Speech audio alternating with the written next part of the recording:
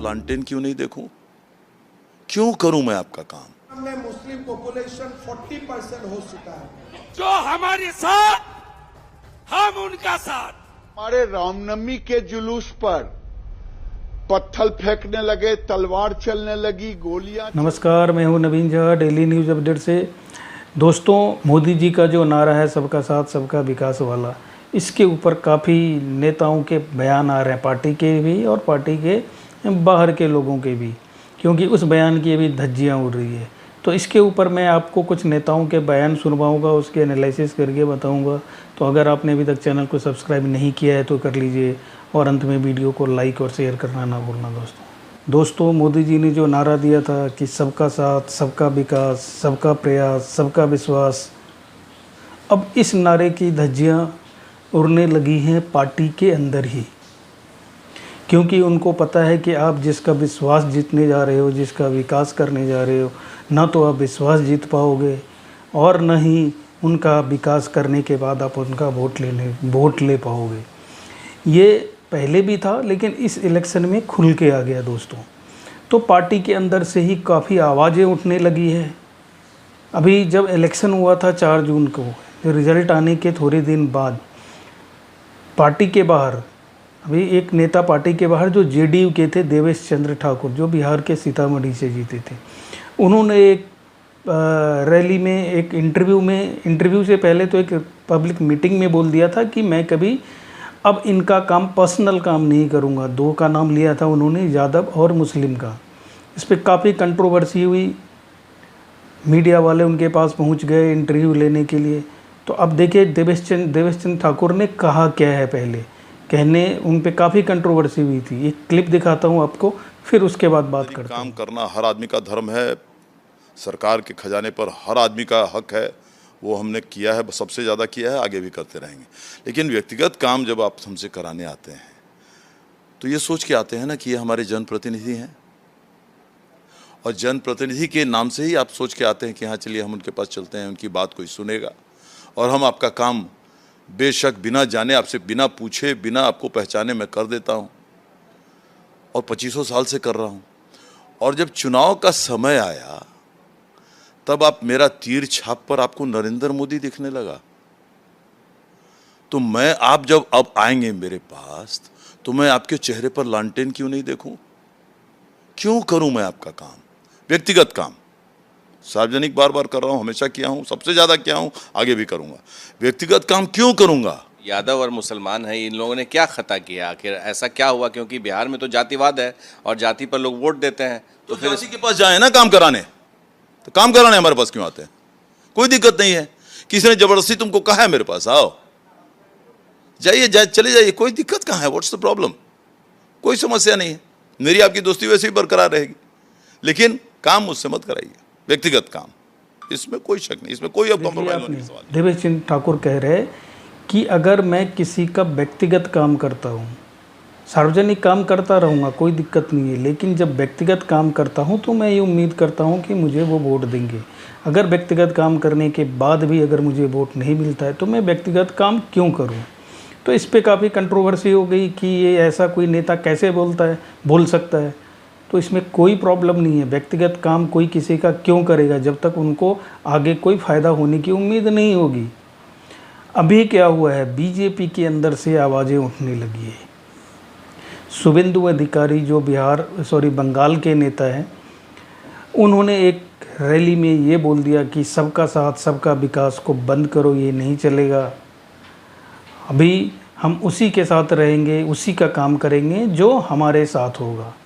अब इस पे काफ़ी मीडिया में काफ़ी ज़्यादा इसकी आलोचना होने लगी कि कोई एक नेता कैसे कह सकता है उसका। शुभेंदु अधिकारी ने एक्चुअली कहा क्या है, पहले वो सुनाता हूँ, फिर आगे बात करता हूँ। আমিও বলেছি রাষ্ট্রবাদী মুসলিম, আপনারাও বলেছেন সবকা সাথ সবকা বিকাশ। আর বলবো না, বলবো जो हमारे साथ, हम उनका साथ। जो हमारे साथ, जो हमारे साथ, जो हमारे साथ, हम उनका साथ। सबका साथ सबका विकास बंद करो, नो नीट संख्यालघु सुना आपने, शुभेंदु अधिकारी ने वही बोला है जो मैंने आपको अभी बताया कि जिसका मैं काम करूंगा वो जो मेरे साथ होगा, सबका साथ सबका विकास जो है वो किसी काम का नहीं है, इसको बंद कर दो। अब ये नारा मोदी जी का है तो सब मीडिया में आ गया कि भैया मोदी जी के खिलाफ हो गए ये लोग, तो उन्होंने अभी सफाई भी दी है, लेकिन जो बात अंदर सोच है उनकी वो निकल गई है और धीरे धीरे ये मैक्सिमम लोगों की सोच होते जा रही है, वो बाहर निकल के आएगी दोस्तों।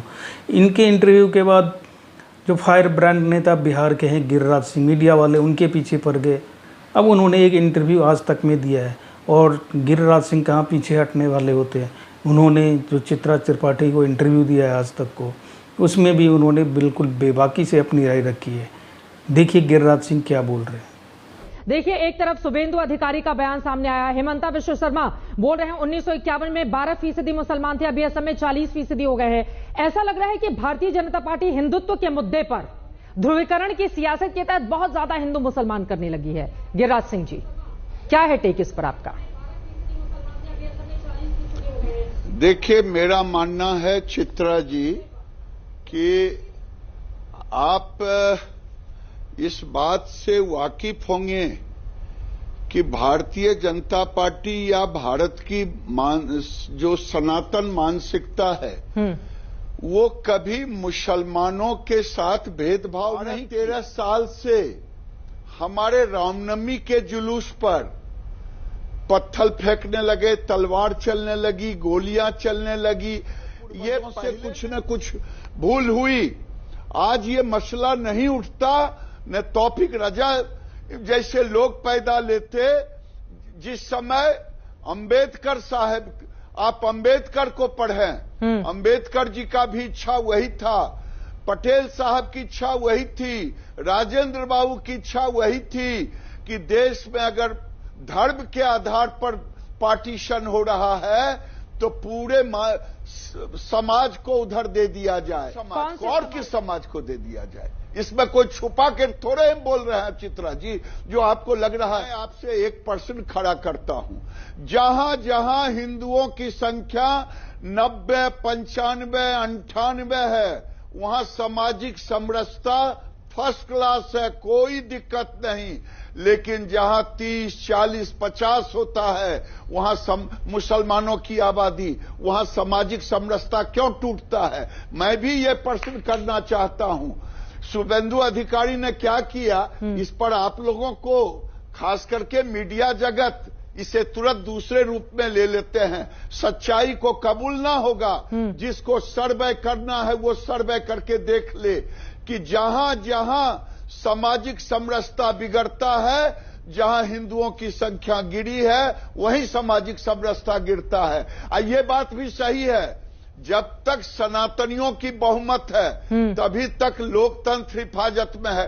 कौन ऐसा मुस्लिम कंट्री है जहां लोकतंत्र है जो आप कहती है कि शुभेंदु अधिकारी गलत? आपने गिरिराज सिंह का इंटरव्यू, गिरिराज सिंह का फंडा बिल्कुल क्लियर है।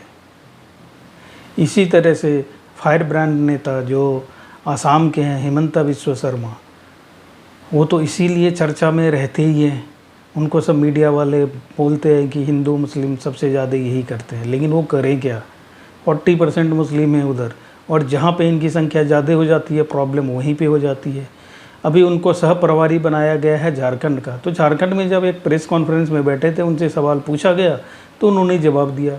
देखिए वो क्या जवाब दे रहे हैं। मेरे लिए, मैं असम से आया हूँ, ये मेरे लिए बहुत बड़ा मुद्दा है। इसलिए मैं असम में, बंगाल में हर दिन, मेरा असम में मुस्लिम पॉपुलेशन 40% हो चुका है। 1951 में 12%, आज असम में मुस्लिम पॉपुलेशन 40%। हम जिला की जिला खो चुका हूं। तो मेरे लिए ये मुद्दा पॉलिटिकल नहीं है, मेरे लिए ये जीना और मरने का मुद्दा है। इसलिए मैंने उसका साथ ही हर दिन संघर्ष किया। देखा आपने, मैंने 4 नेताओं, अलग अलग नेताओं के आपको बयान सुनवा दिए। तो ये जो आवाज़ें उठ रही है, ये अनायास नहीं उठ रही है दोस्तों। इनको पता है कि 2 चीज़ें, एक जो मुस्लिम है वो बीजेपी को वोट दे नहीं सकता, चाहे उनका कितना भी दिल जीतने की कोशिश कर ले। वो इस चुनाव से पता चल गया है, जो अभी 24 में जो जनरल इलेक्शन हुआ है। इसके अलावा जितनी भी क्षत्रिय पार्टियां हैं वो सारी कास्ट के ऊपर बेस्ड है। तो जिस कास्ट के बेस पे वो पार्टियां चलती है उस कास्ट का वोट भी बहुत कम बीजेपी को मिलने की संभावना रहती है। तो वहाँ पे लोगों को परेशानी होती है, इनको परेशानी हो रही है कि अरे काम तो इनका पर्सनल जब होता है तो मेरे पास आता है काम कराने के लिए, लेकिन जब वोट देने की बात आती है तो फिर वो अपनी जाति खोजते हैं। तो अगर तुम जाति ही खोज रहे हो तो फिर जाति वाले से ही काम कराओ, मेरे से काम क्या करा। अब ये ऐसी सिचुएशन हो गई है कि हर एरिया में हर जाति का एक पार्टी में, उस एरिया में जितनी जातियां हैं तो एक पार्टी क्या हर कास्ट के नेता को वहाँ पे पैदा करे, हर कास्ट के नेता को ऊपर उठाए, फिर इलेक्शन में वोट किसको मिलेगा। ये ऐसी सिचुएशन होती जा रही है दोस्तों। तो ये जातिवादी राजनीति समाज को बिल्कुल ही खोखला करती जा रही है। तो जातिवाद से ऊपर उठ के हमें वोट देना होगा, सोचना होगा देश के लिए। अगर आप सेल्फिश होकर सिर्फ अपने लिए अगर सोच रहे हैं तो फिर आप देश का कोई भला नहीं कर रहे हैं।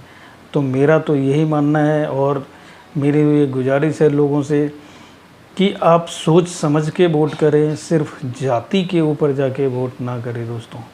अगर आपको मेरा वीडियो पसंद आता है तो इसको लाइक और शेयर करें, और अगर अभी तक आपने चैनल को सब्सक्राइब नहीं किया है तो ज़रूर कर लें। धन्यवाद।